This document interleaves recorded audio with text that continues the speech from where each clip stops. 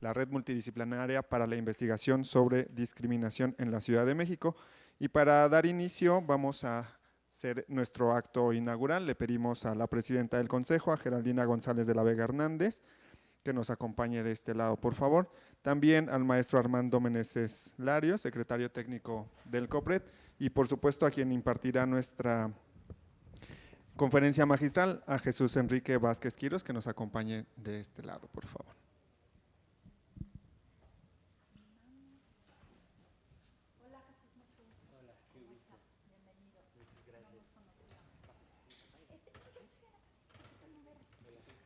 Bien, pues saludamos también a quienes nos están acompañando por medio de las redes sociales y a la interpretación en lengua de señas mexicana, que también estará durante todo el evento.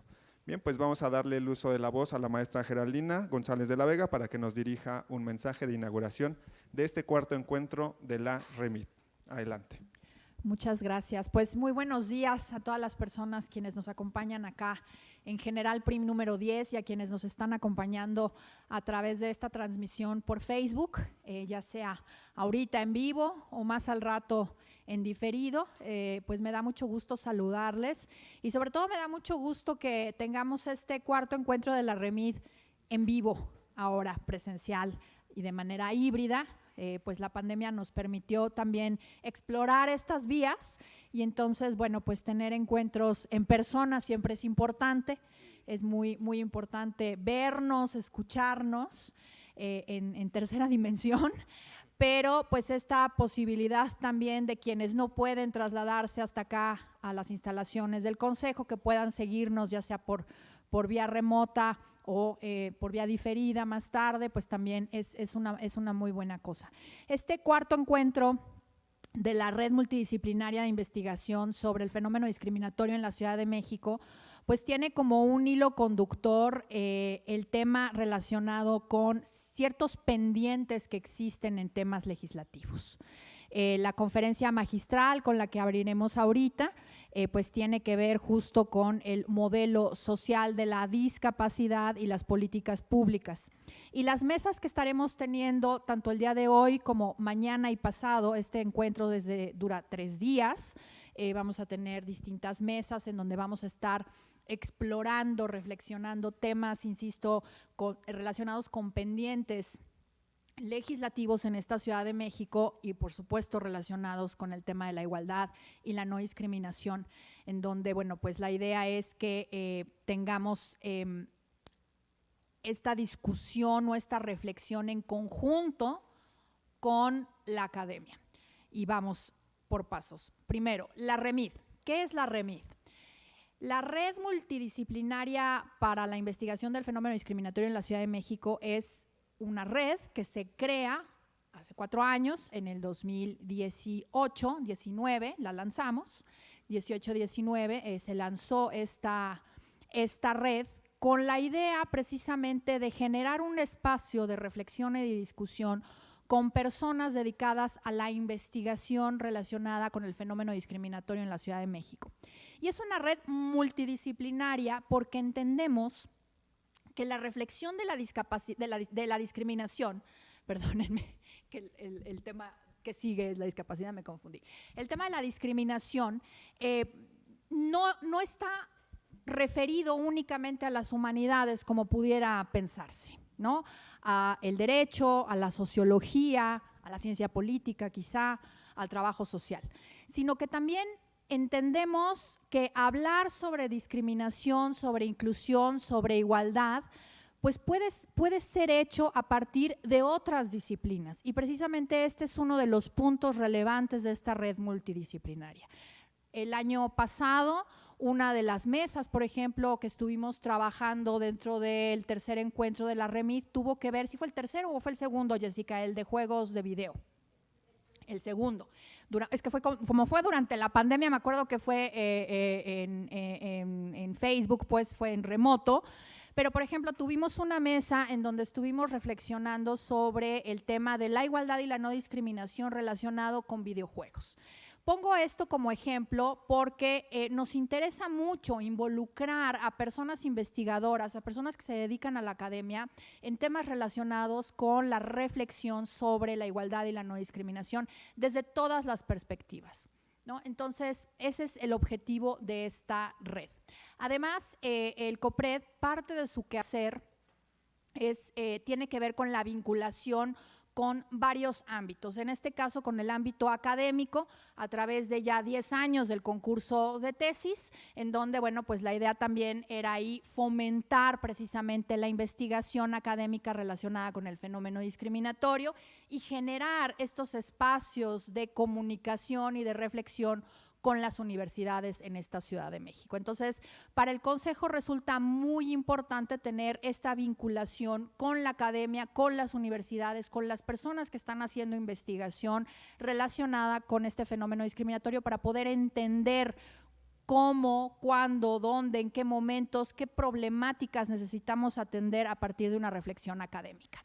Pero también creemos que la reflexión académica no solo debe quedarse, digamos, como se dice coloquialmente, en el cubículo, sino que necesitamos platicar y conversar con, en este caso, organizaciones de la sociedad civil o personas funcionarias públicas para que esas meditaciones desde la academia puedan aterrizarse en las problemáticas cotidianas, en este caso de las poblaciones de atención prioritaria, y también con quienes están aterrizando esas respuestas a estos problemas públicos desde el gobierno de la Ciudad de México. Entonces, este cuarto encuentro de la REMID, pues precisamente lo que busca es tener estos espacios de discusión desde las personas que integran la REMID, es decir, desde estas personas de la academia, desde estas personas desde la investigación, en una amplia conversación con personas que participaron en el concurso de tesis o en los concursos de tesis, porque son temas variados y no solamente es del último concurso, con personas que forman parte de las organizaciones de la sociedad civil que trabajan o que forman parte de las propias poblaciones de atención prioritaria y con personas funcionarias del gobierno de la Ciudad de México, para justamente meditar, reflexionar, analizar de qué manera podemos contribuir para el caso del hilo conductor del tema de este cuarto encuentro es en mejorar estas iniciativas, algunas ya presentadas, algunas por presentarse de ley.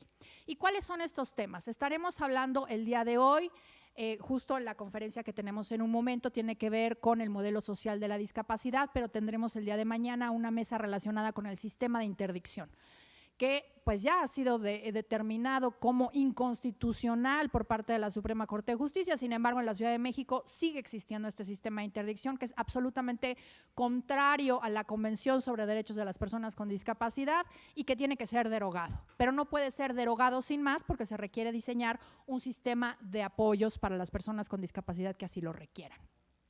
Ese es un tema. El día de hoy, después de la conferencia magistral, estaremos hablando sobre una iniciativa que ya está presentada tanto en el Congreso General como en el Congreso Local y que tiene que ver con la cuota laboral trans. Esto es una cuota, un porcentaje de personas trans que sean incorporados, en este caso incorporadas a el gobierno, a las plazas de gobierno de la Ciudad de México. Estaremos discutiendo sobre cómo debería de hacerse, la pertinencia en específico de las propuestas de la ley, si es correcta la idea de tener esta cuota laboral o estar hablando sobre otros tipos de inclusión. Y vamos a tener la presencia de una persona de Argentina quien nos va a hablar sobre la experiencia de ese país con este tema. También estaremos hablando sobre una iniciativa que ya está presentada también en el Congreso y que tiene que ver con la tipificación de los transfeminicidios. La reflexión aquí es si necesitamos un tipo penal específico de transfeminicidio o lo que necesitamos es reformar el tipo penal de feminicidios o lo que necesitamos es tener una área especializada en la investigación de este tipo de crímenes. Otro de los temas que vamos a estar conversando es sobre el delito de peligro de contagio. Si es pertinente que siga existiendo este delito que, ya lo hemos dicho desde el Consejo, estigmatiza particularmente a las personas que viven con VIH, pero también ahora con la COVID y ahora con la viruela símica, pues estamos viendo que también tiene efectos bastante graves en muchas otras personas porque es un delito que sanciona el peligro de contagiar. O sea, no necesita un contagio, sino que el mero hecho de vivir con VIH, el mero hecho de tener COVID, el mero hecho de tener viruela, nos coloca justamente en el supuesto que sanciona el Código Penal. Estos son los temas que vamos a estar discutiendo. Les invitamos a quienes nos estén viendo por transferido o por diferido en Facebook, pues a que vengan aquí a General Prim número 10. Si no pueden venir, pues que nos puedan seguir siguiendo a través del Facebook, y pues a las personas que aquí nos acompañan a quedarse, además de la magistral conferencia que vamos a tener ahorita, a también a escuchar la mesa que sigue, que es la de cuota laboral trans. Y bueno, pues nada, me da muchísimo gusto. Jessica, muchas gracias por la organización, a la doctora Jessica Molina por la organización de este cuarto encuentro de la REMID, a ti y a tu equipo. Les agradecemos mucho los esfuerzos por hacer posible este encuentro. Y bueno, pues damos por inaugurado este cuarto encuentro de la Red Multidisciplinaria para Investigadores en contra de la Discriminación. Y pues te paso la palabra, Armando, para que presentes a nuestro invitado. Muchas gracias.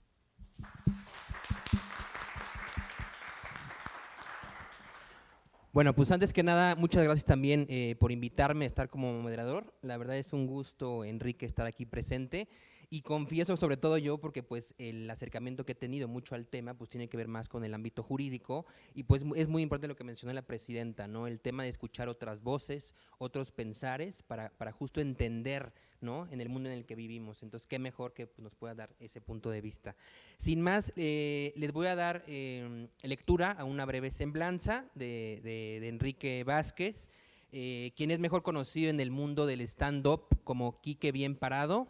Él es psicólogo de profesión, comediante por decisión, un rostro nuevo en el mundo de las risas con apenas 6 años en la comedia. Alumno de grandes estandoperos como Gloria Rodríguez y Gus Proal, y actualmente forma parte de la Diablo Squad de Franco Escamilla. A pesar de su caminata en la comedia, porque no puede echar carreras, ha pisado diferentes escenarios y ha formado parte de Stand Parados, Comedy Central, Drunk History, Bar Central, Comediantes Resuelven y Duelo de Comediantes, todo esto entre 2015 y 2019, para hablar precisamente de las dificultades de un psicólogo con parálisis cerebral. Sí, como escucharon bien, psicólogo. Ha dado shows en reconocidos lugares dentro del género, en lugares especiales para personas sin discapacidad y en diversos foros para apoyar a diversas causas, incluyendo la concientización hacia la discapacidad en el Congreso Internacional de Asistencia y Apoyo para Personas con Discapacidad y Necesidades Médicas, llevadas a cabo en Miami, Florida, para LOH Medical. Se ha presentado también en el primer Festival Internacional de Tierra Adentro, FICTA 2016, en el primer Foro Internacional de Diversidad en 2019, el Vive Latino 2020 con Yucatán a Gogó, pionero en shows bilingües de español lengua de señas mexicanas en México, y además de haber hecho pues uno de los primeros podcasts en la escena llamada La Rosticería en 2017. También ha participado en varios podcasts de difusión nacional como el Super Show Está Genial de Fran Hevia y Juan Carlos Escalante, Tipos Míticos con Renato Guillén y Conde Fabregat, y Shishis para la Banda de Ana Julia y Patti Vaselis. En este último, con su sección Discapítulos, en donde se tocan temas sobre inclusión a la discapacidad y salud mental. Durante el 2019, Quique Vázquez participó como ponente y analista de la discapacidad en el humor en el foro organizado por el Instituto de Estudios Críticos 17, llamado Discapacidad de la Norma al Nombre, y en el tercer encuentro de Teatro y Culturas Amigas, organizado por el British Council en Guadalajara, para compartir propuestas escénicas con personas con discapacidad de todo el mundo. Trabajó en el foro Trazando Posibilidades en Veracruz, analizando las posibilidades escénicas de las personas con discapacidad de Latinoamérica, y también Quique ha trabajado con diferentes empresas como Coca-Cola, Burger King, Domino's Pizza, haciendo material exclusivo sin soltar el recurrente tema de la discapacidad y la salud mental. Actualmente está de gira con su show Bien Parado para Todos y trabajando en su siguiente show Impaciente, así como en el proyecto Entre Roomies, en conjunto con el estandopero Javier Villalbazo, en donde se tocarán los temas de discapacidad y de diversidad. al combinar experiencias de una persona con discapacidad y una persona de la comunidad LGBTIQ+, que tratan de vivir juntas en una ciudad tan grande. Recientemente, en estos días, fue publicado el libro de Bárbara Anderson titulado Invisibles 24 mexicanos con discapacidad que cumplieron sus sueños, en el que Enrique participó como una de las personas que relató su historia, que sirve de referente para más personas con discapacidad y motivarles y mostrar cómo convertirse en agentes de cambio. Para la REMID, por supuesto, es muy importante que en este espacio de encuentro se reúnan estas distintas voces, donde convivan y dialoguen todas las áreas de conocimiento y las diversas metodologías y técnicas que contribuyen a dar cambio para alcanzar una ciudad de derechos y de inclusión. Quique Vázquez, bienvenido al COPRED, esta es tu casa, y nos honra tenerte aquí como conferencista y que nos puedas compartir tu conocimiento y experiencias en el campo de la discapacidad. Tu tema va a ser aportes teórico-metodológicos del modelo social de la discapacidad para el diseño de políticas públicas antidiscriminatorias. Sin más, le damos un aplauso y comenzamos con Quique.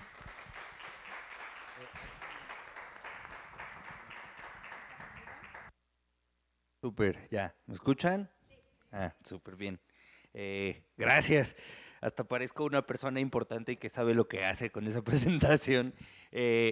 También es importante aclarar que desde el 2012 soy activista por los derechos de las personas con discapacidad, entonces ya tengo un callo bastante largo y un camino recorrido al respecto y actualmente me encuentro trabajando en una forma de presentar o de hacer clínica psicológica libre de capacitismo, lo cual es muy difícil porque la psicología está basada en capacitismo básicamente, y al estar tan cerca de un modelo médico, pues es complicado hacer una propuesta frente a personas que crecieron y se educaron pensando en la discapacidad desde el modelo médico. Entonces resulta un reto importante, pero el mundo es de los atrevidos, ¿no? Entonces, cuando me invitaron acá a hablar sobre los avances teórico-metodológicos y teórico-prácticos sobre el modelo social de la discapacidad, me entré en un dilema grande, porque teóricamente hay mucho y hay avances muy interesantes. Teóricamente, la teoría crítica acerca de la discapacidad o los escritos y estudios críticos de la discapacidad se abrazan y se agarran de muchas teorías para dar visibilidad o para tomar visibilidad. La teoría CRIP, que es como un equivalente de la teoría queer, pero para hablar de la funcionalidad del cuerpo, ha ayudado mucho a dar cierta visibilidad a las personas con discapacidad, a entender la discapacidad desde un fenómeno distinto. Hay muchos autores y autoras hablando de la diversidad y de la... se agarran de teorías feministas con respecto al cuerpo para entender cómo el cuerpo es realidad de alguna forma y de cómo esto instituye las relaciones que comunitariamente, socialmente e interpersonalmente se establecen entre las personas, pero quitándole el apellido género y poniéndole el apellido capacitismo para ver qué pasa. Entonces, teóricamente hay muchas propuestas muy interesantes, muy retadoras, muy provocativas, incluso diría, pero en la práctica no existe nada.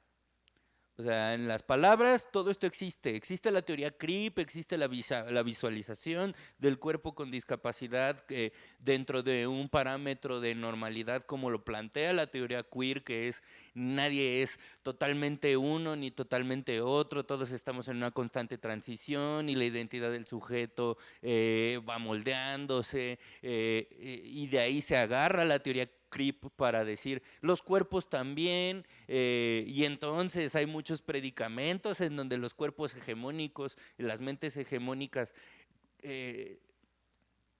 entran porque pues el cuerpo hegemónico se ha vivido como yo soy el normal, yo soy el chido, o sea, ustedes son los que han dictado las reglas y cómo se instituye el cuerpo. Entonces llegan unos CRIPs y nos dicen, ahora resulta que todo lo que sé está mal, y pues sí.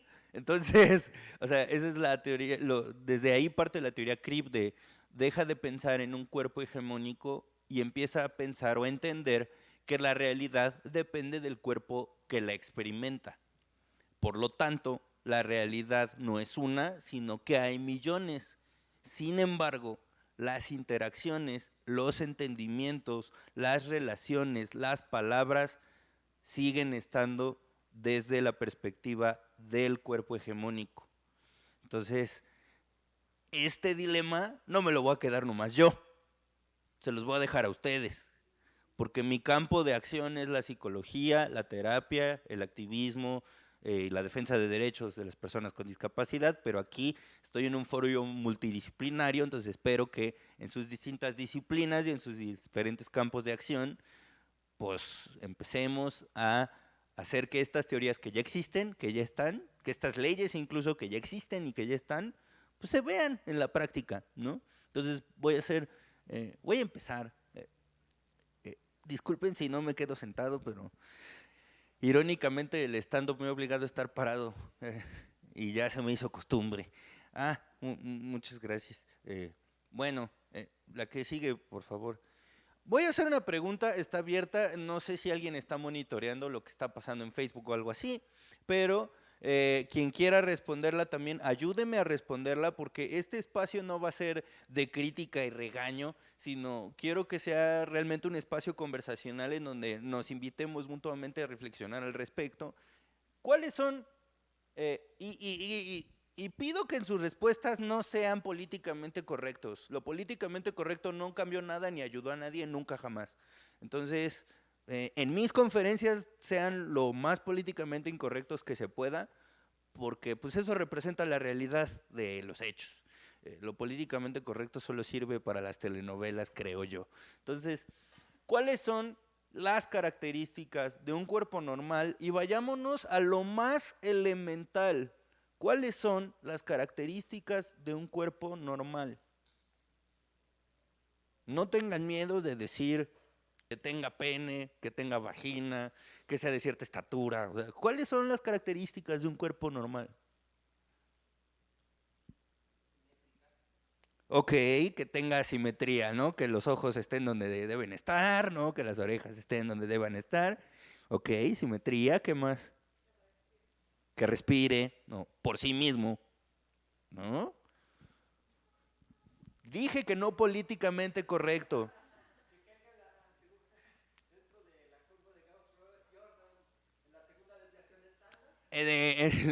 Una para acá y una para allá, ¿no? O sea, sí, pero hablemoslo. O sea, ¿cuáles son las características que están dentro de esas desviaciones estándar? Dos brazos, dos piernas, exacto. Que aparte sean funcionales, ok. Y ahí entramos en un primer dilema, que es funcional.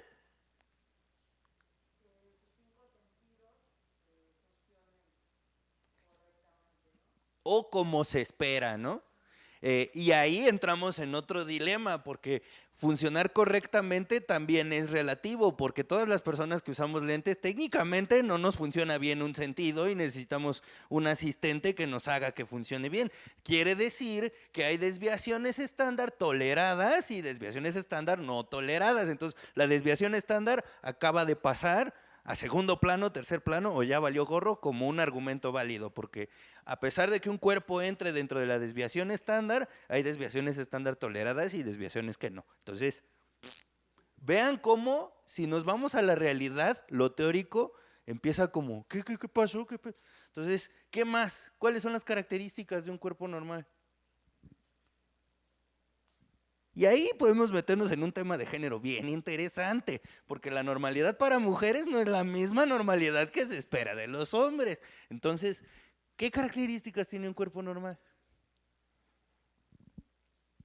Pues es que ahí todavía se aumenta algo más, o bueno, se le suma, ¿no? Si eres mujer, debes de tener como que ciertas particularidades físicas, como el cabello largo, Ajá, sí, ok, ok, exacto, ajá.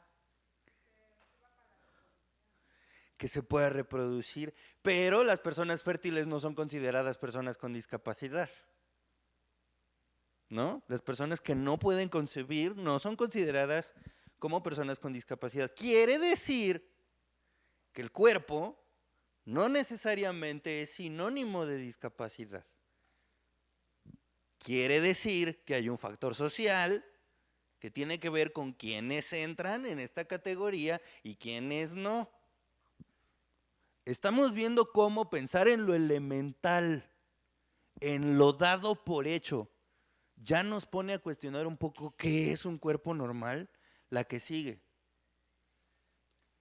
¿Qué se espera de un cuerpo? Ya vimos de las características de un cuerpo, que depende del género, que depende de en dónde esté la desviación estándar. Pero ¿qué se espera de un cuerpo? Ya hablamos de sus características, ¿no? Ahora, ¿qué esperamos de un cuerpo normal?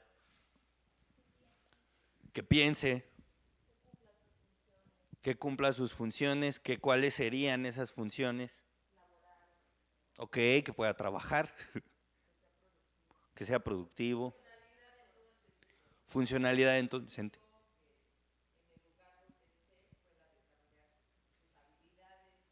Ok. Sí, pero vayámonos a lo elemental también.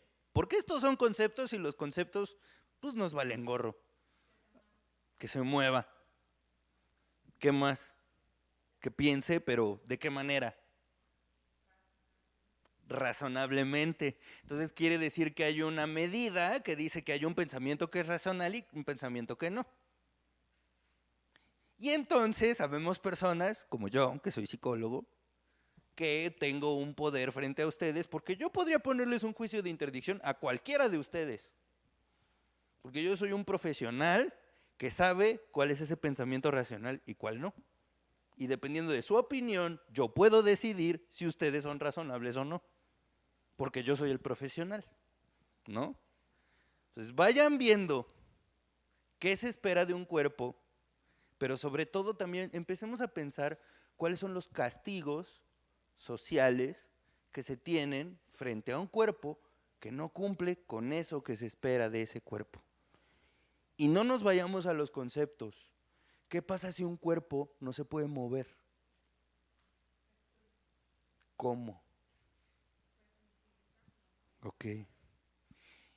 Quiere decir que hay movimientos que son mejor valorados que otros, ¿no?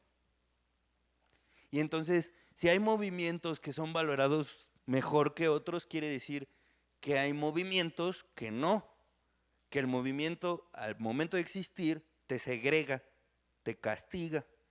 ¿Cómo qué movimientos?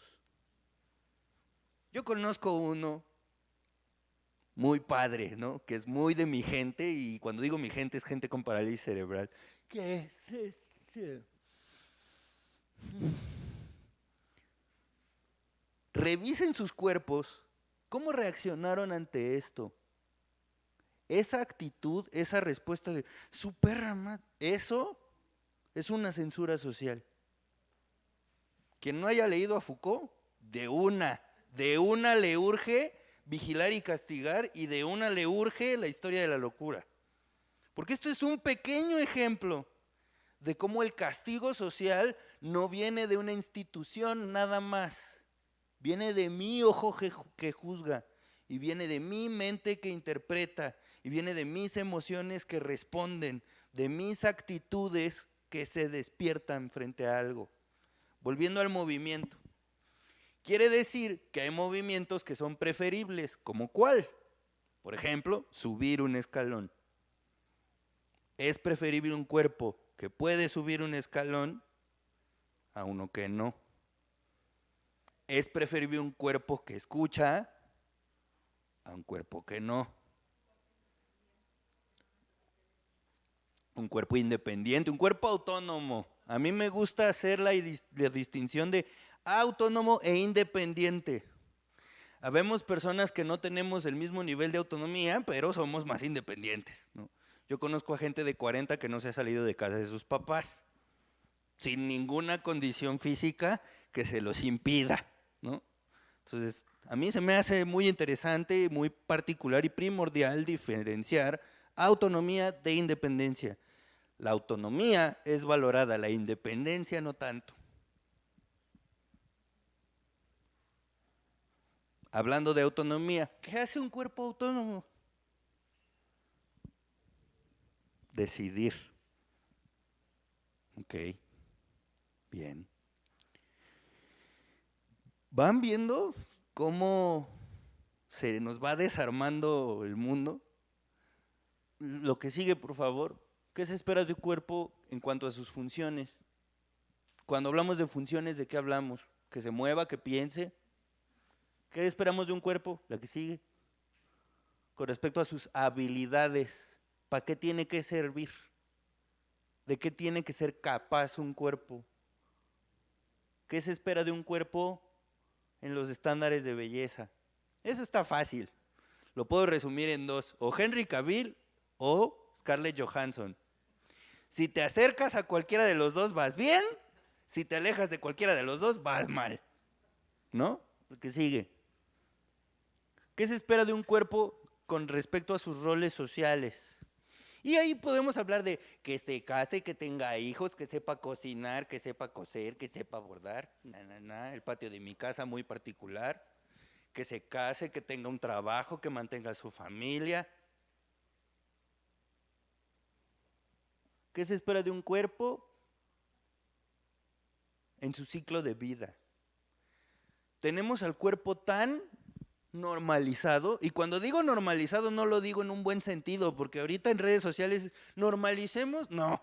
Foucault decía normalizar nada, no normalicemos nada. Normalizar es invisibilizar, e invisibilizar es hacerse como que no existe, y si no existe no hago nada al respecto. Entonces no normalicemos nada, pero el cuerpo está tan normalizado que hasta el ciclo de vida lo damos por hecho. Y como un terapeuta sistémico que estudia el ciclo de vida de las personas, si hay algo que no es lineal es el ciclo de vida. Porque si es como un, oye, de repente alguien que no se tenía que morir se murió. ¡Ay, crisis! ¿No? Pero lo tenemos tan normalizado que el cuerpo tiene que ser fértil, tiene que poder trabajar, tiene que poder decidir, tiene que poder criar, tiene que poder hacer un chorro de cosas que damos por sentadas, porque si no, no es un buen cuerpo. ¿Qué sigue? ¿Qué pasa si estas funciones, si estas cosas que se esperan no se cumplen? ¿Y qué pasa? Que se castiga. ¿Y cómo se castiga a un cuerpo que no cumple con esto? En el escenario yo tengo un chiste que yo disfruto mucho contar porque es un ejemplo muy claro de esto. Yo le pregunto a las mujeres del público, ¿cuántas de ustedes no les ha pasado por la cabeza esta loca idea de estás gorda? Todas levantan la mano. Esa recriminación es parte de ese castigo. ¿Por qué? Porque no se cumple con esto. ¿A la medida de quién? Pues de que no te pareces Scarlett Johansson, ¿no? Eso es un castigo, una censura social que existe. ¿Y cómo existe? De si estás gorda ya no te van a querer. Pero insistimos en pensar que el cuerpo es el culpable, que el que está mal es el cuerpo. Pero no nos hemos puesto a pensar que afuera, en el mundo, hay castigos para los cuerpos que no cumplen con esto y que no es exclusivo de las personas con diversidad funcional. Ojo aquí, dije diversidad funcional, no discapacidad. Si ustedes leen un documento que se llama la Convención Internacional de los Derechos de las Personas con Discapacidad, dice que discapacidad es la reunión de un cuerpo con ciertas particularidades y las barreras que existen en su entorno que le impiden la participación en igualdad de condiciones que los demás. Eso es discapacidad, lo que quiere decir que en la discapacidad hay dos elementos: uno, un cuerpo, y dos, sus barreras. Por lo tanto, un cuerpo que funciona diferente es un cuerpo con diversidad funcional. Y todos los cuerpos funcionamos diferente. Técnicamente, todas las personas somos personas con diversidad funcional, pero no todos los cuerpos con diversidad funcional viven en condición de discapacidad. ¿Por qué? Porque el castigo no es el mismo si no cumples con un estándar de belleza a que si no cumples una función. El castigo se va haciendo más severo. La que sigue, por favor. La gente cree que normal es hacer las cosas iguales para todos, cuando lo normal está fuera de nuestras manos. No sabemos qué es, va cambiando con el tiempo. Ayer las personas de la comunidad LGBTIQ+ eran trastornos mentales. Lo digo como psicólogo que estudió la historia del diagnóstico y después del DSM-4, ya no. Lo normal va cambiando. ¿Por qué queremos estandarizar a los cuerpos en una regulación tan arbitraria? ¿Qué es normal? ¿Normal en qué contexto? ¿Para las manos de quién? ¿Bajo las medidas de qué? Y eso fue una reflexión post-terapia con una persona con diversidad funcional con la que yo platiqué, la que sigue. Ya se les removieron, ya, ¿no? Todo el sedimento, quiero pensar, ¿no? Ya le movimos al agua de tamarindo. Entonces, ¿qué es discapacidad? No se los pregunto como lo acabo de decir yo, que lo dice la convención. En el mundo en que vivimos, en la comunidad en la que estamos, en la sociedad en la que crecimos, ¿qué es discapacidad?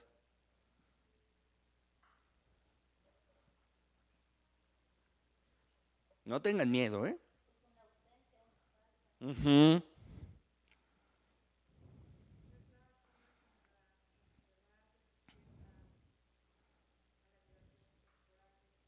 No es cierto.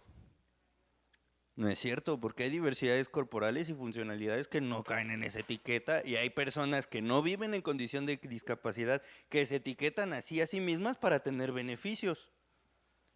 Entonces, no, eso no es discapacidad. O sea, vamos a ponerlo en un ejemplo muy claro. Tengo un familiar que le dejó de funcionar un ojo y me dijo, oye, Quique, ya estamos en el mismo salón. Ya los dos vivimos con discapacidad y yo, claro, como a ti desde niño te negaron la entrada a las escuelas porque tu ojito no funcionaba. Y dijo, no, pues es que eso nunca me pasó. Entonces no confundas una cosa con la otra. Eso lo podríamos trasladar a, ¿por qué creen que no tenemos una estadística certera de qué es y qué no es la discapacidad? Por eso, porque creemos que cualquier variación del cuerpo ya es discapacidad y volvemos a lo normal, volvemos a la campana de Gauss. Por eso les digo, el concepto no funciona, porque lo que vemos en la realidad, en la vida diaria, no cuadra, por alguna razón. La que sigue, por favor. Tom Anderson, que es un terapeuta sistémico, posmoderno, y estas palabras que le gustan mucho a la gente de Twitter hoy día, decía, todos vivimos en un barco vital que nos ha construido en el pasado y nuestra forma de entender el mundo también nos dicta cómo nos relacionamos con el mundo. Por lo tanto, lo que entendemos también afecta a lo que podemos ver, tocar y por consiguiente lo que no podemos ver y no podemos tocar. Las palabras o los conceptos son tacto y movimiento. Decía José Saramago, hay veces que el nombre no corresponde con la cosa. Y creo que esto está pasando con el tema de la discapacidad, porque si entendemos bien qué es discapacidad, ¿por qué unos tienen unos datos y otros otros y otros otros y otros otros? Si se supone que entendemos súper chido. El que sigue. Porque vivimos en un mundo que nos dijo que los cuerpos con discapacidad son unos y se les trata de cierta manera y se les mira de cierta manera. Y entonces ese mundo está lleno de prejuicios que no quiero que se entienda de manera peyorativa la palabra prejuicio. Quiero que se entienda como lo decía Wittgenstein, como un preentendimiento, como un preconcepto ya digerido cuando me metieron en la pecera que llamamos vida. O sea, yo llegué al mundo y ya existía María la del Barrio. ¿Cómo vino María la del Barrio al mundo? No sé, pero ya estaba, ¿no? ¿Cómo llegó Betty la Fea al número 1 de Netflix? No sé, pero cuando tenía Netflix ya estaba ahí. ¿No? El problema es que nadie se puso a investigar cómo hizo Betty la Fea para llegar al número 1. El problema es que nadie se ha puesto a investigar cómo es que se armó el preconcepto de la discapacidad en el mundo en el que yo vine. Eso se llama deconstrucción. No es como andar señalando gente a lo menso en redes sociales, ¿no? Deconstruir tiene que ver con comprometerse en ver y seguir el hilo de qué está pasando con ciertas cosas, con ciertos preconceptos que uno tiene en su vida. La que sigue, por favor.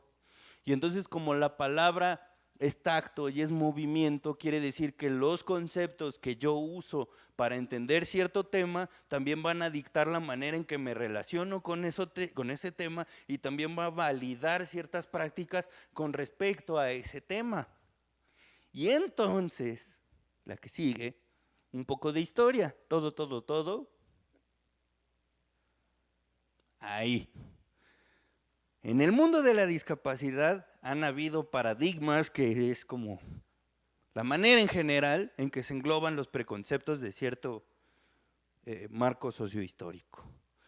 Al principio era lo asistencial colonial, que era básicamente el mundo era una Úrsula y nosotros éramos las pobres almas en desgracia, y ellos nos ponían en nosocomios y eso era lo máximo que se podía hacer por nosotros. No los vean a estas pobres almas en desgracia, aquí se los cuidamos. Y luego llegó el modelo médico protector. Como la discapacidad es esto que se sale de la norma, de la campana de Gauss, pues toda norma, a mí me educaron como médico que todo lo que se sale de la norma es una disfunción o es una enfermedad o es algo que pone en riesgo la salud de la persona. Entonces las personas con discapacidad están enfermas y yo tengo que intervenir en corregirlo. Y entonces, si no lo puedo corregir, voy a tener tratamientos paliativos que eviten que esa deformidad se propague. Entonces, por eso le llamamos médico protector. Y luego se supone que brincamos al de la rehabilitación paternalista. Es como, no, sí están padres, o sea, no están enfermos, solo son diferentes, pero feo, ¿no? O sea, son diferentes feo. Entonces hay que hacer que sean diferentes bonito, ¿no? Y si no pueden ser diferentes bonito, pues vamos a cuidarlos para que no tengan que salir. ¿Qué les parece? Es una gran idea, ¿no? Los cuidamos y que no salgan. Y escuelas especiales, ¿no? Ah, ¿qué es negro? Escuelas para negros también, ¿qué les parece? O sea, esa es un poco la lógica de rehabilitación paternalista. De ahí surgen los segmentos especiales y de segregación. Y de ahí se supone que brincamos al modelo social, que el modelo social reconoce a todas las personas como ciudadanas del lugar en donde están, y como ciudadanas del lugar de donde están aportan a la sociedad a la que pertenecen. ¿A que sigue, por favor? Y entonces, gracias al modelo social, hemos tenido avances muy chidos, como la NOM 034, que nos dicta todos los estatutos que se deben de cumplir para incluir laboralmente a una persona con diversidad funcional. Y también está la Ley General de la Inclusión para Personas con Discapacidad, que nos dice paso por paso, parte por parte, inciso por inciso, cómo se convierte un ambiente en incluyente. Y la última revisión que se hizo fue el 27 de octubre de 2022, o sea, apenas hace unos días. O sea, se sabe, existe y ahí está la letra. La discusión de las leyes notariales para la prevención de la discriminación de las personas con discapacidad, porque yo personalmente traté de instituir una asociación civil constituida exclusivamente por personas con discapacidad, y en su mayoría personas con discapacidad intelectual y psicosocial, y la ley notarial decía que las personas en estado de imbecilidad no tenían derecho a asociarse porque no sabemos si tienen la facultad. Y como no sabemos, pues no le damos permiso, ¿no? Si yo soy el menso que ignora, el culpable es el de enfrente, ¿no? Así funcionaba la ley notarial. Y hace menos de 2 semanas se puso eso en discusión. O sea, ya hay notarios que dicen, oigan, ¿no le estaremos regando nosotros? ¿No será que yo, como soy abogado y no sé un carajo sobre cosas intelectuales o psicosociales, pues no tendría que yo callarme mi boca y pedir que alguien haga algo al respecto? Y qué lúcido ese notario, ¿no? A ese no lo interdictaba. Y también existen los estudios críticos sobre discapacidad desde hace muchísimos tiempos. Hay diálogos multidisciplinarios. Hay un libro que se editó el año pasado con un congreso completo de personas con diversidad funcional hablando de los estudios CRIP y de los estudios de modelo social configurados en la academia. Hay estudios de manuales de reporteo tanto en comunicaciones como en academias para hablar del tema de discapacidad. Hay pláticas TED dictadas por personas con diversidad funcional para hacerles entender prácticas capacitistas de manera lisiado friendly. En redes sociales cada vez hay más personas con discapacidad más visibles. Todo esto apoyado en la Convención Internacional de los Derechos Humanos, que fue firmado en el 2005, ratificado en el 2006 y promovido por México. Es un instrumento internacional propuesto por México. Eso me hace decir que creo que en la comunidad de personas con discapacidad estamos en uno de los únicos ámbitos sociales, creo yo, o sea, no digo que lo diga alguien, es una creencia mía, igual ya estoy equivocado, pero parece ser que es el único campo en donde las leyes están más adelantadas que nosotros. Quiere decir que teóricamente tenemos un chorro de avances, prácticamente no. ¿Y qué está pasando en medio? Teóricamente ya está todo puesto, ahí está. En el artículo 1 de la Constitución dice que los tratados internacionales tienen igual peso, ¿no? Eso dice. ¿Por qué no está en la ley notarial y en la civil y en la penal y en la mercantil y en la de accesibilidad? Si ya está la NOM ahí, no, ya está la Ley General de Inclusión. ¿Qué está pasando? ¿Saben qué está pasando? La gente sin discapacidad, la gente sin diversidad funcional queriéndose decir, yo pertenezco a este grupo. No es cierto. Está la gente que sigue pensando en la discapacidad como el modelo médico rehabilitador. Y no, la teoría ya brincó eso. Ahorita ya tendríamos que estar hablando de un modelo ecológico, social, en donde las personas con discapacidad promovemos desde nuestra diversidad formas creativas de diseño. Ya tendríamos que estar ahí. Los diseñadores universales tendríamos que ser nosotros. Ya tendríamos que estar ahí, pero no estamos ahí. La que sigue. ¿Por qué? Porque a nivel individual, vincular y contextual no ha cambiado nada. Y no ha cambiado nada porque la persona con funcionalidad hegemónica sigue pensando que puede entender el mundo de la diversidad funcional. Y no es cierto. Lo que ha pasado es que ha usurpado nuestra mirada y lo ha usurpado nuestra voz para su beneficio, y eso en términos de defensores de derechos humanos se llama tokenización, convertir a una comunidad en un objeto de cambio para sumarle puntos de moralidad, y eso ha estado perpetuado gracias al modelo médico, porque como son los enfermitos, ¿qué puede aportar un enfermo aquí? Primero que se componga y ya luego que aporte, ¿no? Y volvemos a lo del castigo. Si un cuerpo no funciona, su forma de castigarlo es, no lo voy a tomar en cuenta y voy a pensar que todos sus aportes no significan nada. La que sigue, por favor. Y entonces, en un ambiente como en el de hoy, en el que vivimos todos, en donde, diría Bauman, la fluidez social actual obliga a que todas las personas seamos susceptibles de estar en el campo de trabajo porque somos barros y vivimos para ser explotados.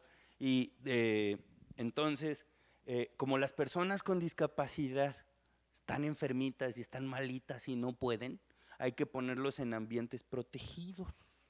Pero ese ambiente protegido es una manera muy linda de llamarle a la mano de obra explotada, porque el ambiente protegido está protegido del mundo. ¿Y cómo me voy a adaptar al mundo si estoy protegido del mundo? ¿Sí vieron Buscando a Nemo? Te crees capaz de hacer esas cosas, pero no es así, Nemo. Eso, pero en política pública es lo que hay. Y, por lo tanto, convierten a la persona con discapacidad en víctima de un chorro de cosas.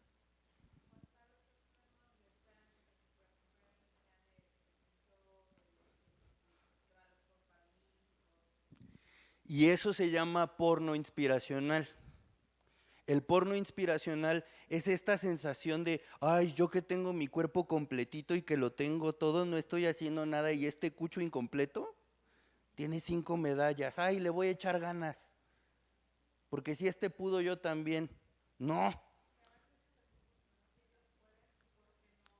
Y vamos a pensarlo de manera muy crítica. ¿Saben por qué puedo? O sea, porque si tú le preguntas a la mayoría de las personas con discapacidad que tienen cierta relevancia social hoy día, la mayoría pasamos por el deporte. ¿Por qué? Porque es la única opción digna que tenemos. Porque si yo voy a pedir un trabajo, no me lo van a dar. Y estamos seguros de eso. ¿Cómo no le voy a echar ganas si es la única manera de hacerme sentir a mí que estoy aportándole algo a mi sociedad? ¿Cómo no le voy a echar ganas si es lo único que me hace ser tratado de manera humana? ¿Cómo no le voy a echar ganas a hacer un discurso súper pornográfico inspiracionalmente si es lo que a ti como hegemónico te gusta? Es lo que tú me permites hacer. ¿Por qué no lo pensamos desde ahí? ¿No? Les quiero platicar una experiencia que lo pone como muy en corto. Conseguí que en una asociación que trabaja con personas con discapacidad fuéramos, la mayoría de mi generación de psicología, a hacer prácticas. Y entonces una chica me dijo, es que yo tengo miedo de tratar mal a un niño con parálisis cerebral porque hablan lento y yo me desespero mucho, y como yo me desespero mucho me da miedo de tratarlo mal o de ser agresivo o que me den ganas de llorar, y no quiero que me vean llorar y no sé qué. Y yo la paré en medio de la diatriba y le dije, oye, te voy a invitar a pensarlo de esta manera. Tú estás yéndolo a ver una vez en tu vida, y esta persona, este niño, tiene que pensar en cómo hacer tu estancia más interesante, porque este niño sabe que tú hoy te vas, o sea, hoy vienes, mañana te vas y ya le valiste gorro toda su vida. Pero ese niño se tiene que esforzar muchísimo por tener una conversación interesante para que tú, pobrecita estudiante de psicología, no sientas que pierdes tu tiempo. ¿No te parece muy horrible de tu parte? Que tú vayas a ver a las personas con discapacidad como animales de circo y que además tenemos la responsabilidad de entretenerte. Pero no se piensa así. ¿Por qué? Porque la noción de discapacidad está dictada por el cuerpo hegemónico. Está dictada por mi amiga que se siente triste, que se desespera frente a las personas con discapacidad. ¿Y cómo se ha construido la visión de las personas con discapacidad? Como el enfermito que no puede. Actitud, esta palabra que está muy de moda en redes sociales, es la conjugación de la conducta con los prejuicios, con los pensamientos. Eso es una actitud. Y las personas reaccionan de cierta manera ante la discapacidad. Aunque yo no haya hecho nada, aunque yo no haya abierto la boca, soy un ejemplo de vida. Ya les gané. Yo no necesito abrir la boca para inspirarlos. ¡Pum! Ya lo logré, denme un puesto. Eso se llama porno inspiracional.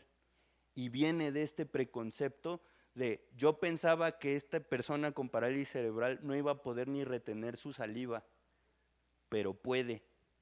Entonces ya lo logró. Se van dando cuenta de cómo si lo ponemos en las prácticas en corto, se va notando más el capacitismo en el que vivimos. La que sigue, por favor. Entonces, ¿cuál es el problema? La gente sin diversidad funcional. La gente sin diversidad funcional que no se ha puesto, así como se tiene una postura clara con respecto a la comunidad LGBTI, así como se tiene una postura clara frente a la mujer, así como se tiene una postura clara frente a las comunidades originarias, se debe de tener una postura clara frente a la comunidad con discapacidad. Y la postura ya está puesta en la convención. La gente no la tiene. La que sigue, por favor. Este círculo me gusta, que se llama el círculo del privilegio y el círculo del oprimido.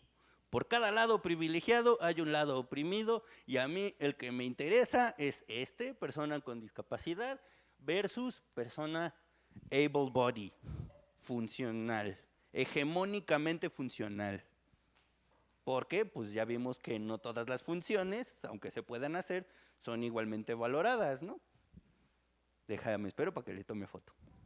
No, ¿ya? Todo bien. La que sigue. Entonces, Almeida y sus colaboradores decían que es horrible o es muy peligroso hablar de diversidad, pero no ponerle apellido. En este foro vamos a hablar de diversidad, pero específicamente de la comunidad con discapacidad. En este mundo se respeta la diversidad, pero específicamente de este tema. ¿Por qué? Porque la diversidad es muy ambigua. Entonces, como todos somos diversos, pues todos estamos juntos en esto, entonces si yo tomo una medida, si yo tomo una postura, esa postura va a beneficiar a todos. No, no es cierto.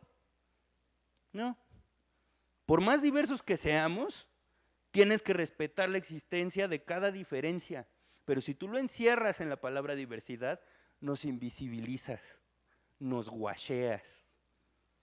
Dicen que hacen una referencia a lo natural, referirse solo a la diversidad, porque hay unos que son diversos y unos que no son diversos. Y las personas con discapacidad evidentemente son diversos.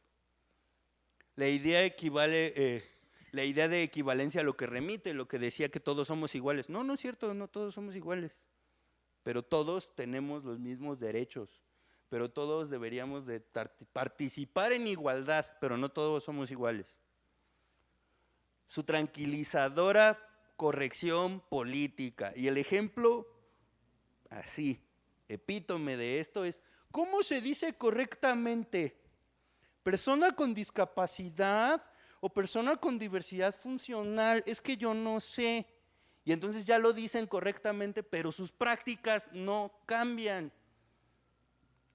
Entonces, ahí es donde Almeida y sus colaboradores ponen el dedo en la llaga y dicen, sí, pero hay diversos por los que sí te pronuncias, hay diversos por los que sí hay prácticas y hay diversos por los que no, lo cual quiere decir que tu enfoque de la diversidad es a tu conveniencia y no a la observación de la diversidad. La que sigue, por favor. Carlos Escliar, que es un teórico que me ha volado la cabeza mucho últimamente, filósofo, que empezó sus estudios con la comunidad sorda, porque la comunidad sorda a mí me sorprende, porque técnicamente su único problema es que no escucha, pero eso los pone en una desventaja lingüística, no funcional, lingüística. O sea, es como si las personas que están en la comunidad sorda fueran gringos y se fueron a vivir a la Roma y no hablan español. Esa es la bronca de las personas sordas. Pero Carlos Escliar decía, es que, ¿qué pasa con con los hegemónicos? Que a pesar de que evidentemente la comunidad sorda puede hacer todo casi que en igualdad de circunstancias, los tratan como si no.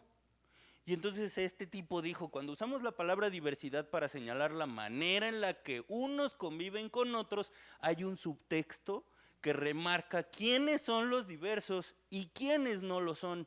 Es entonces que el multiculturalismo se puede definir simplemente como una autorización para que los otros puedan seguir siendo esos otros, pero en un espacio de legalidad, oficialidad y convivencia, tolerancia, sin remedio. Cuando diversidad debería incluirme a mí, diversidad debería significar que el spotlight debería brillar igual para todas las personas, pero muchas veces los estudios hacia la discapacidad están usando la palabra diversidad o conceptualizando la diversidad desde aquí, desde esta convivencia tolerada. Un ejemplo claro de esto es que la NOM 034 dice que la persona con discapacidad tiene que participar en la planeación y en la creación de las adaptaciones necesarias para el puesto o para la empresa. Quiere decir que no hay un estándar, ¿Y saben por qué no contratan a personas con discapacidad en las empresas? Porque no tienen un manual. Cuando la NOM les dice, primero contrátalo y luego que esta persona te diga, ¿no? Pero ese es un ejemplo muy claro de cómo se usa la palabra diversidad para decir, vamos a darle chance a los raritos. ¿Va? La que sigue, por favor. Se ha ocupado más tiempo en definir y entender el capacitismo que en eliminarlo. Eliminarlo es muy fácil, le das la entrada y se armó. ¿Ustedes creen que yo fui a una escuela especial? No, no había cuando yo era niño. Hay empresas y hay instituciones que me llaman para dar una conferencia de que soy un caso de éxito. ¿De quién? Cuando yo era niño no existía ninguno, o sea, no. Caso de éxito de mis papás, ¿no? De la escuela que dijo, pues no sé qué voy a hacer con este chueco, pero yo lo recibo y ahorita investigamos. Y investigaron. Y era el kinder de mi colonia en donde iban todos los niños y niñas con discapacidad, pero no lo sabían de antemano. ¿Por qué? Porque el mundo de la discapacidad es similar a la comprensión de lo queer. No hay unos que sí y unos que no.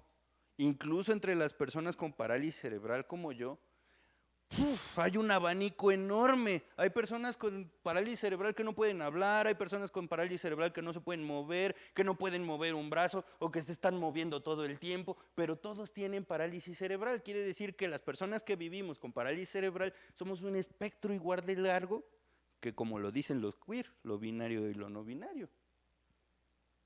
Entonces, quiere decir que el abanico de la discapacidad es muy amplio, pero ustedes quieren saber de antemano la respuesta correcta. Spoiler alert, no la tienen y no la van a tener porque ustedes no son quienes tienen que hacer la pregunta.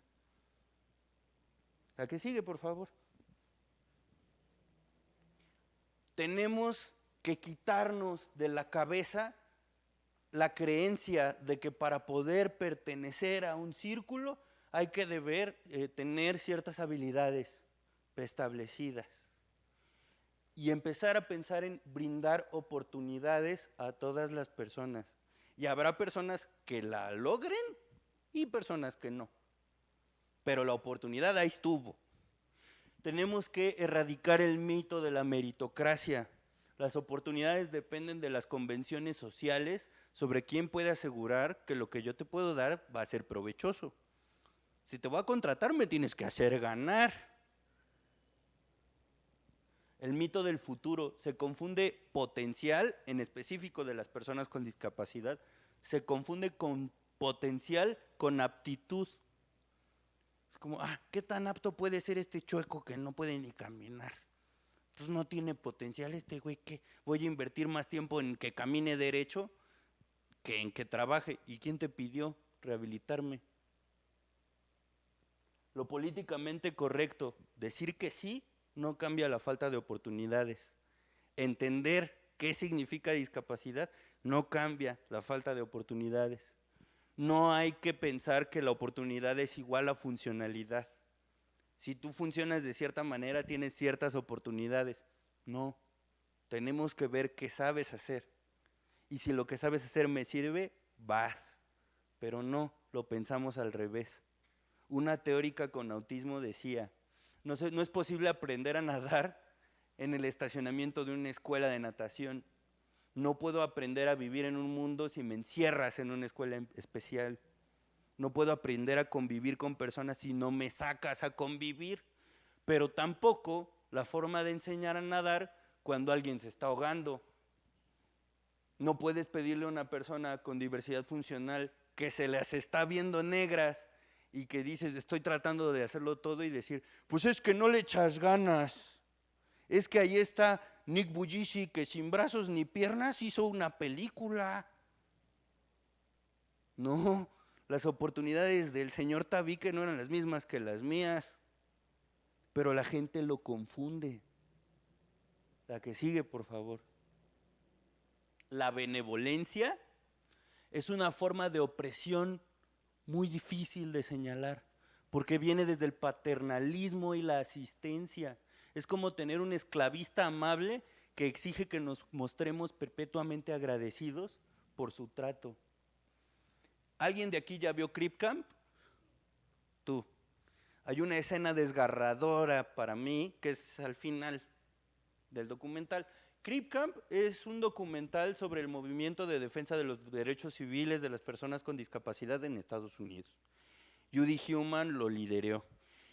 Y en el 97 se aprobó la norma que hizo que todos los edificios públicos fueran accesibles. Y en el discurso Judy Heumann dice: estoy en este estrado y estoy viviendo un dilema, porque no quepo de la emoción y tengo muchísimas ganas de darle las gracias, pero ya estoy cansada de dar las gracias por algo que debiera hacer. Eso es la benevolencia, el es por tu bien que las personas con discapacidad recibimos, es un es por tu bien que viene desde ti, pero no me preguntaste. El es por mi bien ha sido una razón por las cuales personas con diversidad funcional hemos aceptado tener tratamientos médicos sin quererlos. Si fuera una mujer o si fuera una persona de la comunidad LGBT, le llamaríamos tortura, ¿no? Porque así se erradicó la terapia de conversión. Tortura. Ah, pero para personas con discapacidad es por su bien. Benevolencia. Y no te puedes quejar, porque el que se ve mal frente a un maltratador justo soy yo, por quejarme. La que sigue, por favor. Tenemos que dejar de pensar que la persona es el centro del problema de la discapacidad y llevarlo a lo público. Tenemos que ayudar a que la persona con discapacidad recobre su agencia personal, respetar su dignidad, su autonomía, su independencia. Que la persona con discapacidad se sienta orgullosa de tener ceguera, de tener sordera, de tener parálisis cerebral, de tener autismo, de vivir así. Pero no. Los discursos que existen no son esos y tenemos que promover espacios que hagan notar que estamos orgullosos que esa gente existe. Tenemos que dar la oportunidad a la persona de ¿qué pasaría si tú te sientes chido siendo como eres? La que sigue, por favor. Hay que pasar de lo privado a lo público. La que sigue. El problema no es la persona, el problema es el problema y lo que importa son las prácticas. Los conceptos ya están, ya los pensaron, ya están los libros. La que sigue. Hay que recuperar la visión social de la discapacidad, pero con un discurso desde la aceptación, no desde la reparación, no desde la rehabilitación, no desde la compasión, desde la aceptación de la diversidad. El primer paso es reconocer la influencia del paradigma médico en la gente sin discapacidad y los alcances que ha tenido. El juicio de interdicción del que hablábamos hace un rato parte de la idea de este pobre tonto, ingenuo, charlatán, no puede tomar decisiones por sí mismo, pero yo que soy un alma caritativa y bondadosa, voy a tomar las decisiones legales de esta persona. No me importa si borro su capacidad jurídica o su personalidad jurídica, porque pues ¿para qué la quiere? Porque no puede, pero yo, como soy benevolente, voy a ver por él. No, desde la aceptación, y hay que reconocer al modelo médico en todos los textos que leamos y dices, no, aquí ya la regó. La que sigue. Estas son las consecuencias del modelo médico, ver a la discapacidad como tragedia, ver a la discapacidad como deficiencia o ver a la discapacidad como una desviación, pero no como un agente activo de la comunidad a la que pertenece. Entonces tenemos que hacer valer esos discursos que validen a la persona con discapacidad como un agente activo a la que pertenece, a la que sigue. Pensemos en estos ejemplos de a pie. Somos una sociedad incluyente, claro, donde las sillas de ruedas arriesgan su vida para cruzar una calle, Claro. En donde entregan apoyos a discapacitados, no a personas con discapacidad. Y le entregan apoyos porque no pueden ellos. Entonces yo, como soy benevolente, le doy un apoyo, ¿no? Miren, allí hay un puente peatonal para que la persona con silla de ruedas pueda cruzar. Pero pues como está pensado por un hegemónico para otro hegemónico, pues no se le ocurrió pensar, ya ni siquiera en una silla de ruedas, no se le ocurrió pensar en una carreola, en una maleta, en una patineta. No se le ocurrió pensar en ruedas cuando pensó en un puente. Y eso habla de cómo el hegemónico está más preocupado por entender la cultura a la que no pertenece que preguntarle a la cultura qué necesita para pertenecer, ¿no? La que sigue.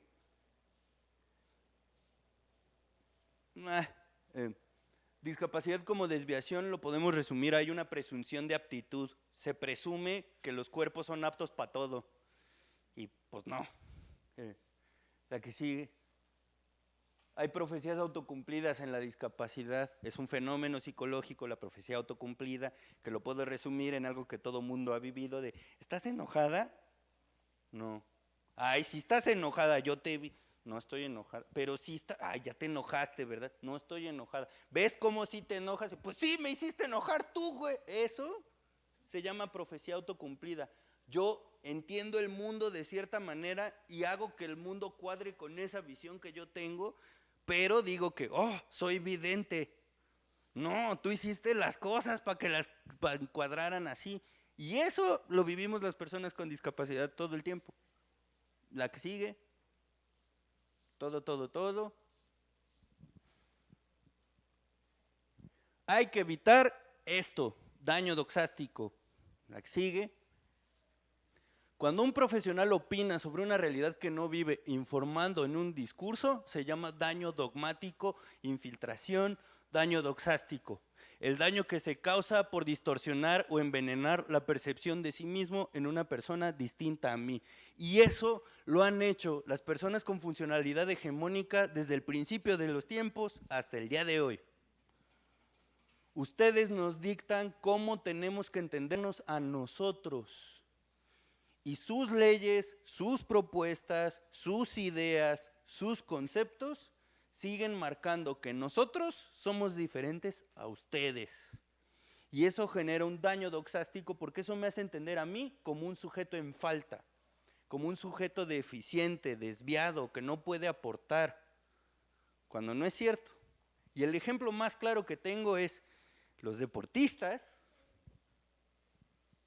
paralímpicos. Conseguimos 5 veces más medallas que cualquier atleta convencional. Y de esas 5 medallas más, 3 son de oro. Pero las personas, los atletas convencionales, tienen derecho a usar las instalaciones deportivas a placer, nosotros no. Los apoyos son para ellos, pero para nosotros no. Daño doxástico. Tú no eres igual que yo, tú eres diferente. Si quieren una pauta para generar políticas públicas, teorías, conceptos, interacciones, propuestas, eviten esto. Eviten contaminar la identidad de la persona con discapacidad, porque se nos vulnera hasta el derecho más íntimo, que es el derecho a decidir cómo quiero ser visto. La que sigue, por favor. Ese señor es un ejemplo para mí. Creo que es Pablo Pineda, que es el primer actor con síndrome de Down en ganar un Goya. Él. Y no le hicieron un papel de vamos a hacer una película en donde veamos cómo tú te sobrepones a tu discapacidad. No, su papel era de un chavo, abogado, que vivía en una familia clase mediera. Se ganó un Goya. Y él dijo, soy actor porque cuando se lo dije a mis papás me creyeron. Tan tan, no hubo daño doxástico ahí. ¿A qué sigue? Las personas en la parte superior de una jerarquía es la que tiene el privilegio de nombrar cómo se deben entender las cosas. En una relación equitativa es menos probable que te podamos catalogar la forma de hablar a alguien. Y la autora de este texto es una persona con autismo que dice, si el que se incomoda es el otro, tengo problemas de conducta, pero si me incomodo yo, no importa. Eso quiere decir que la relación no es jerárquica, no es equitativa, ¿no? Tu incomodidad vale más que la mía. Entonces tú tienes el poder de etiquetar lo que es un problema de conducta de lo que no. Así como yo tengo el poder ahorita de decir, a ti te interdicto y a ti no. La que sí. Ella, diosa potra empoderada caballona, Emma van der Klift, autora teórica de estudios críticos sobre discapacidad, activista de las neurodivergencias, que por cierto, persona paz no es neurodivergencia, paren de mamar. Ella dice, no estamos en contra de que las personas busquen vidas mejores. Lo que queremos es asegurarnos de que sean las personas con diversidad funcional quienes las eligen y que propongamos alternativas que dignifiquen su diversidad. No digo que los centros de rehabilitación que existen no deban existir. Son una parte importante, ¿no?, de la vida de las personas. No es la única. Y no nos estamos asegurando de que sean las personas con diversidad funcional las que decidan. Eso es lo que tenemos que buscar, que sean las personas con diversidad funcional las que decidan qué y cómo. Porque las leyes ya están. La Ley General de Inclusión no solo interpela a la Secretaría de Salud, interpela a la Secretaría del Trabajo, a la Secretaría de Hacienda, a la Secretaría de Educación, a todas las secretarías. Entonces, ya está todo puesto.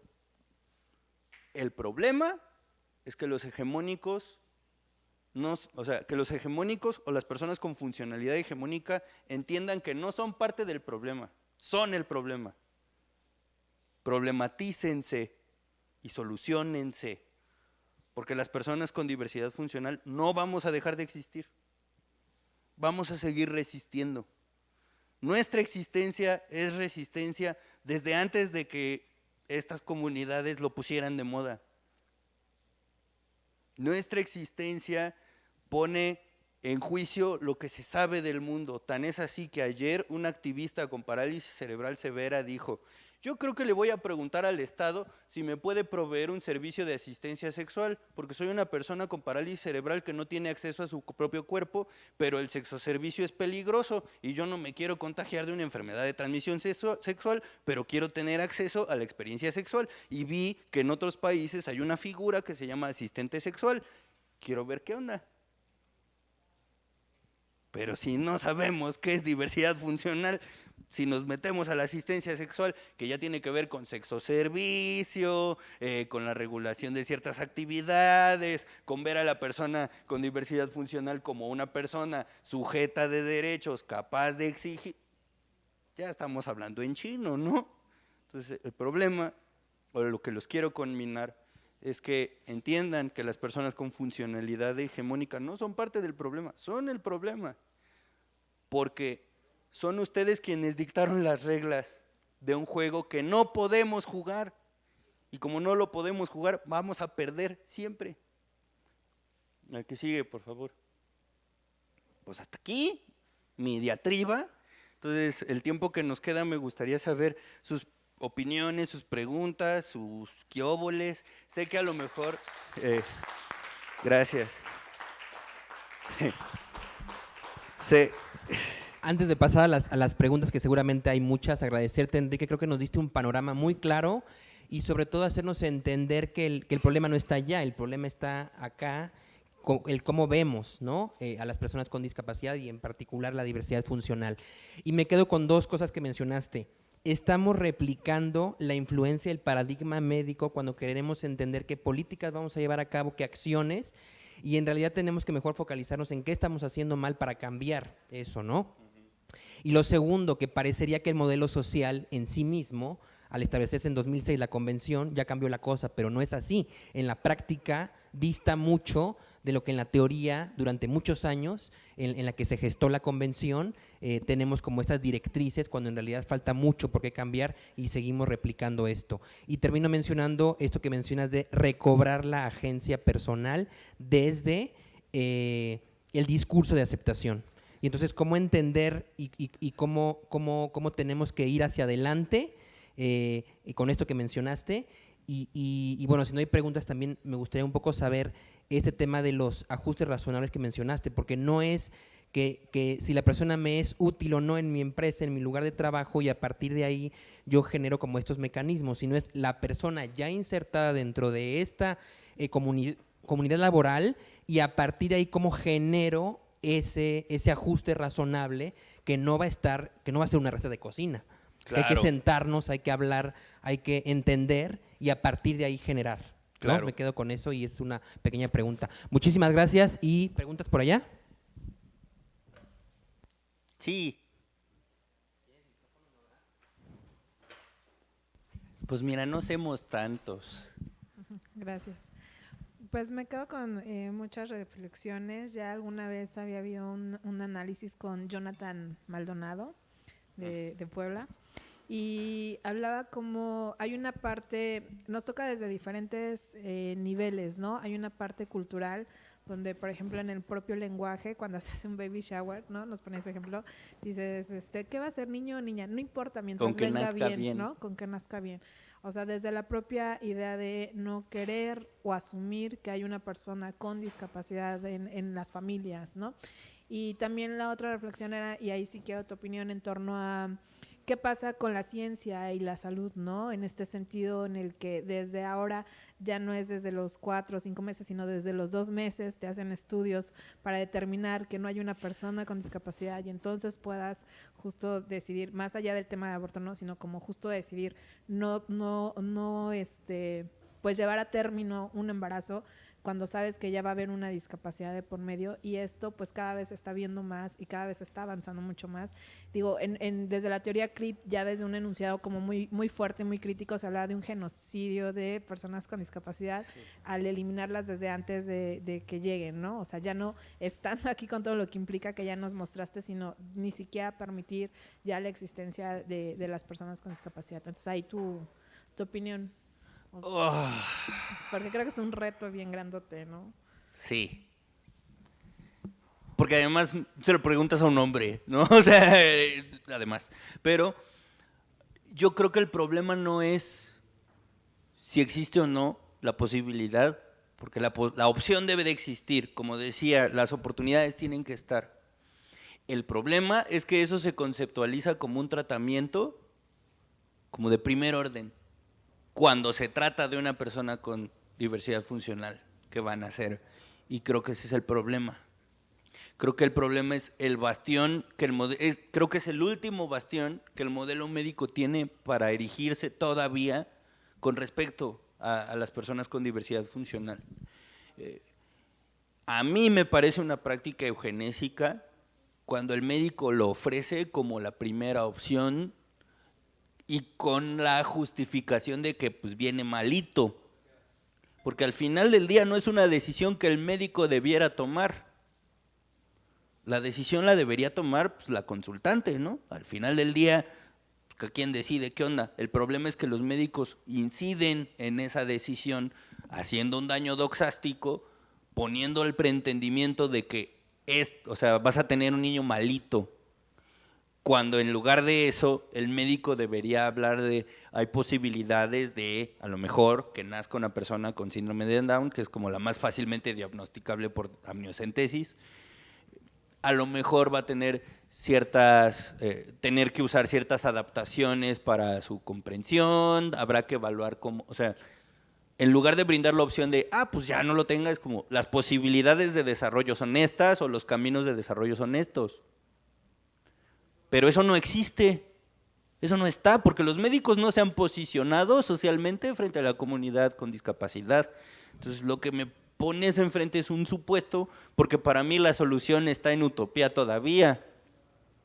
porque el médico no debería de sugerir el tratamiento así, la decisión debería estar en pro de la consultante o de les consultantes, pero también deberían tener la opción de, si usted decide tenerlo, las opciones que existen es aquí, aquí, aquí, podemos utilizar rehabilitación de estos tipos, estimulación temprana de tal y tal y tal, pero no se ofrece. La mayoría de las personas con diversidad funcional que nacemos con una sentencia de muerte y que no se cumple, ¿no? A mí me dieron un día de vida y ya llevo 35 años, creo que el médico tiene muy mal juicio, o mal ojo clínico, ¿no? Pero pues, creo que en cuestión de la ciencia, o sea, no olvidemos que la ciencia también responde a un condicionamiento social. Y yo espero el día en que el tema del capacitismo esté al frente también.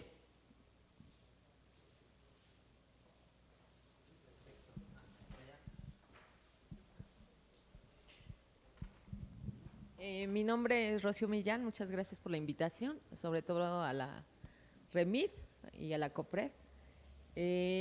Me pareció muy interesante la ponencia que diste y a mí me gustaría que me explicaras más sobre cómo romper este paradigma del proteccionismo médico, sobre todo con las personas que tienen problemas psicosociales.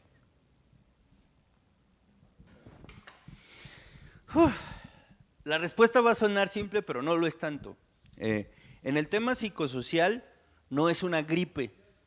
Y como no es una gripe, no existe un retroviral para la gripe, ¿no? O sea, digo, no existe un retroviral para alguna condición psicosocial, por un lado. Pero creo que la sociedad entiende las situaciones psicosociales como una gripe. No es lo mismo. De entrada, tenemos que pensar en la cuestión psicosocial como algo que no se cura con una pastilla, no. ¿Por qué? Porque incluso en los manuales de diagnóstico hay un diagnóstico de diferentes módulos, hay de diferentes capas, y una de esas capas es la contextual. Entonces, lo psicosocial muchas veces tiene más que ver con el contexto o tiene más que ver con el entorno de la persona que vive o cómo se le enseñó a vivir sus emociones o cómo se le enseñó estrategias de afrontamiento. Tiene más que ver con eso que con algo que está mal en mi cerebro que se debe de arreglar.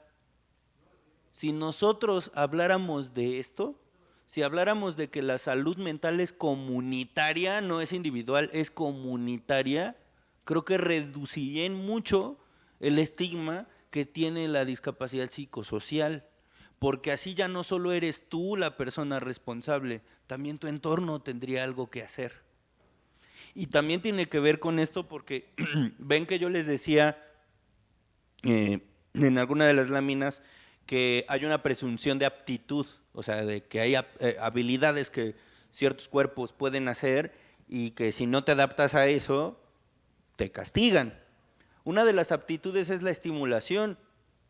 Y un ejemplo muy sencillo que puedo dar es, alguien de provincia que se vayan a vivir aquí se vuelve loco los primeros meses. Y les dan brotes de ansiedad y se ponen muy mal y dicen, no, yo creo que tengo un trastorno de ansiedad generalizado. Y es como, a ver, espérate, tu ritmo de vida en provincia era bastante más lento que aquí. Y las estimulaciones visuales, auditivas, cognitivas eran mucho menos, tal vez, que aquí. ¿No se te ha ocurrido pensar que a lo mejor no tienes ese trastorno y a lo mejor la adaptación a este entorno te está costando más trabajo de lo que pensaste, pero que eso no significa que te funcione algo mal en el cerebro? Creo que necesitaríamos tener también esta visión muy anticapacitista con respecto a lo psicosocial, porque en lo psicosocial no solo entra el individuo, y entonces al no solo entrar el individuo, también uno se tiene que preguntar qué estoy haciendo yo para que este malestar subsista de alguna forma. O sea, es un tema muy complicado porque en el mundo donde los diagnósticos y las etiquetas son ley, una postura compasiva y abierta es muy poco recibida. O sea, porque el descarte no debiera ser partiendo de que la persona está mal, se debería hacer al revés.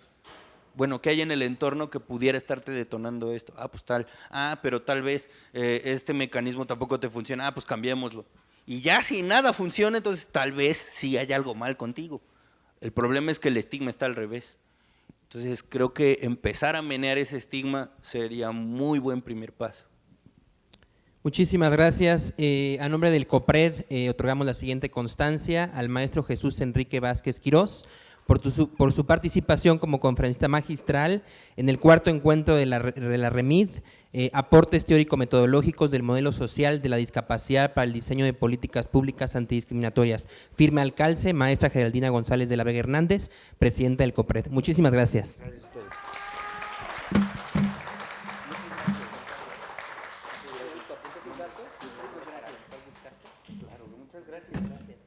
Gracias, México, los amo. Ay, perdón, sí, la foto. Hola, hola. Agradecemos mucho esta conferencia magistral de Quique Vázquez y también queremos agradecer a nuestros intérpretes en lengua de señas mexicana por habernos acompañado en esta conferencia magistral. A Oscar Niño y a Norberto Ábalos. Muchísimas gracias. Perfecto, y vamos a continuar con la siguiente mesa de este encuentro, de este cuarto encuentro, para lo cual les vamos a pedir que nos acompañen en el Salón Nancy Cárdenas, aquí del edificio del Instituto Nelson Mandela.